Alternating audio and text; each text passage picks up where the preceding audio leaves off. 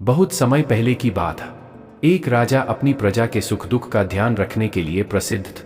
वह अक्सर अपने राज्य का दौरा करता और किसानों, व्यापारियों और मजदूरों से उनके जीवन के बारे में पूछ। एक दिन राजा ने देखा कि एक किसान खेत में बहुत मेहनत से काम कर रहा है, पर उसकी फसल बाकी किसानों से कमजोर और कमजोर दिखाई दे रही थी। राजा को यह देख बहुत आश्चर्य हुआ और उसने किसान से पूछा, तुम इतनी मेहनत करते हो, लेकिन तुम्हारी फसल बाकी किसानों की तुलना में इतनी कमजोर क्यों है? किसान ने सिर झुकाकर उत्तर दिया, महाराज, मैं अपनी पूरी कोशिश करता हूँ, लेकिन मेरी मेहनत का फल मुझे नहीं मिल पा रहा। मैंने कई बार खेती करने की कोशिश की, लेकिन हर बार असफल रहा। राजा ने किसान को प्रेरित करने के उद्देश्य से एक कहानी सुनाई। एक समय की बात है, एक छोटे से गांव में एक गरीब किसान रहता था। उसकी स्थिति बहुत ही दयनीय थी।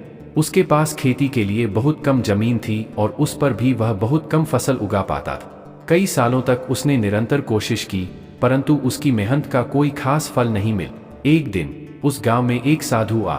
साधु ने किसान को देखकर कहा, तुम्हारी मेहनत में कोई कमी नहीं है, परंतु शायद तुम्हें थोड़ा और धैर्य और निरंतरता की आवश्यकता है। किसान ने साधु की बातों को ध्यान में रखा और प्रतिदिन अधिक मेहनत करने लगा। उसने खेत में नए तरीकों से काम करना शुरू किया और हर दिन कुछ नया सीखने की कोशिश की। उसने निरंतरता बनाए रखी और धीरे धीरे उसकी फसलें अच्छी होने लगी। एक दिन ऐसा आया कि उसकी फसलें पूरे गांव में सबसे बेहतरीन मानी गई। किसान की निरंतरता और धैर्य ने उसे सफलता दिलाई। राजा ने किसान से कहा, तुम्हें भी इसी प्रकार निरंतरता बनाए रखनी चाहिए। हो सकता है आज तुम्हारी फसल कमजोर हो, लेकिन अगर तुम मेहनत करते रहोगे तो एक दिन तुम्हारी फसल सबसे अच्छी होगी।